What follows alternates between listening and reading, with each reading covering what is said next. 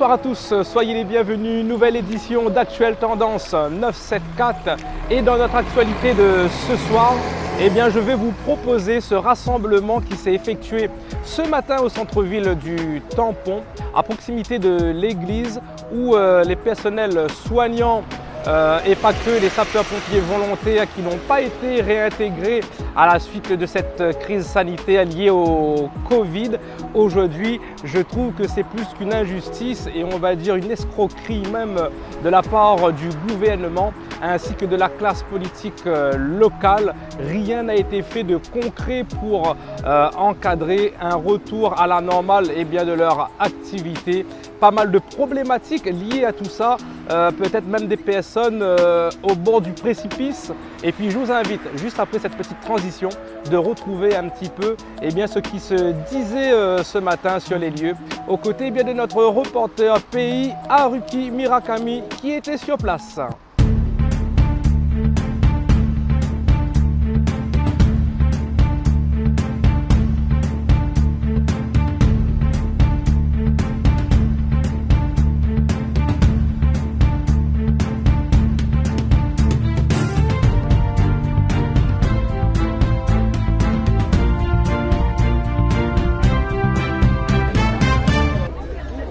Bonjour Sylvie, vous allez bien? Bonjour, oui, ça va pas mal. Merci. Bon, en deux mots, sans me parler, est-ce que vous pouvez expliquer votre revendication aujourd'hui devant l'église du Tampon?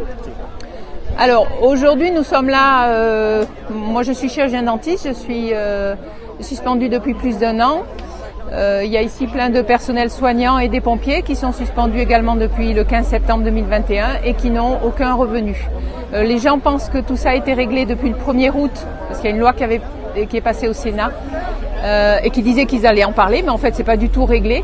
Donc voilà, on est là essentiellement pour dire aux gens que les soignants et le personnel pompiers et les gens qui travaillent dans des centres, qui travaillaient dans des centres médico-sociaux ont été suspendus et n'ont aucun revenu, n'ont pas droit au chômage, n'ont pas droit au RSA, n'ont droit à rien.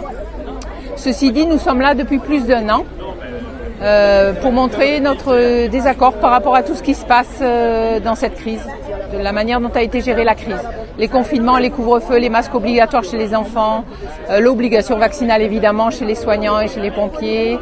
De quoi je pourrais parler? L'interdiction faite aux médecins de soigner quand les gens sont malades, quand les gens avaient le Covid. Voilà. Salut monsieur. Bonjour, je suis là ce matin devant l'église du Tampon pour pas manifester, mais pour retrouver les personnes comme moi qui sont suspendues. Notamment, moi je suis moniteur d'atelier d'un établissement médico-social. Donc depuis le 3 août, moi c'est récent, depuis le 3 août de cette année, j'ai été suspendu après la fin du pass sanitaire. Et donc jusqu'à présent, je cherche encore les textes de loi, ma suspension. Donc je rejoins un petit peu William ce matin qui est passé sur les ondes de RTL ce matin. Je rejoins tes propos William, pour te dire oui, on a bien des élus, je dirais pas incompétents. Parce que dire qu'ils sont incompétents empêche le diagnostic de trahison. Je dirais qu'on a des élus qui camouflent, comme il disait un petit peu ce matin, qui se camouflent, qui font pas le job justement, et ils sont là juste pour profiter de notre argent, profiter du système. Mais en tout cas, ils sont pas là pour servir la population. Ils sont là pour se servir, mais ils travaillent pas dans l'intérêt de la population. Alors pourquoi je dis ça? Parce que si vous voulez travailler pour nous, en tout cas personnel suspendu, ça fait longtemps qu'on serait réintégré, comme certains pays le font à certains moments, je pense. Là, il y a l'Italie, je crois qu'il y a un parti des États-Unis.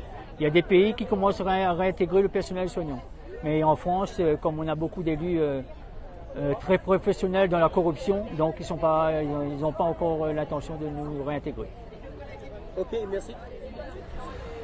Voilà un petit peu la situation, personnel suspendu, obligation vaccinale. Pour moi c'était une des plus grosses arnaques de notre époque, franchement.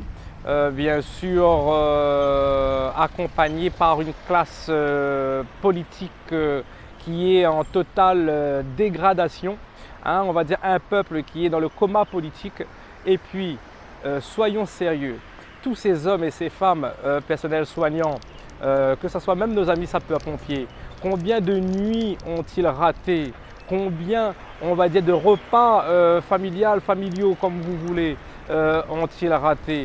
Du temps qui ont été donnés pour aller sauver les Réunionnais sur le terrain. Et aujourd'hui, aucun créole y respecte Bamna. Aucun créole y comprend que cette classe politique-là, elle a vomi sur l'île de la Réunion. Franchement, maman, il m'espère qu'il gagne dormir avec ça. Voilà la vérité ce soir dans Actuelle Tendance 974.